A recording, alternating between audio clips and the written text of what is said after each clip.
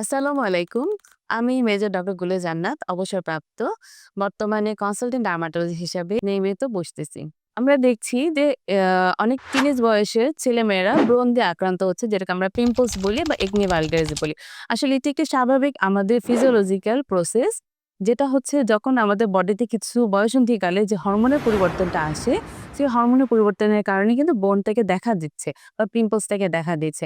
তার জন্য কিছু রুটিন বেসিস কিছু স্কিন কেয়ার প্রোডাক্ট ইউজ করলেই যথেষ্ট বা স্কিনের টেক কেয়ার করলেই যথেষ্ট। যেমন রেগুলার স্কিনটাকে ক্লিন রাখা, কিছু সিরাম ইউজ করা এবং সেই সাথে প্রচুর পরিমাণে পানি, শাকসবজি, ফলমূল, ভিটামিন জাতীয় খাবারটাকে নেওয়া এবং এটলিস্ট ৩ লিটার পানি গ্রহণ করা। এই পিম্পলস হলে সেটা নিয়ে আতঙ্কিত হওয়ার কিছু নেই বা অস্থির হওয়ার কিছু নেই এবং এটাকে খোঁটাখুটি করা যাবে না।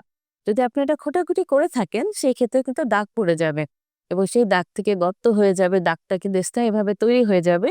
তো পিম্পলস যখন আপনাদের দেখা দিবে আপনারা অবশ্যই চিকিৎসকের শরণাপন্ন হবেন এবং দ্রুত চিকিৎসা নেবেন। তার ফলে এখান থেকে এটি ছড়াই যাবে না পুরো মুখে এবং একই সাথে কোনো দাগ পড়বে না।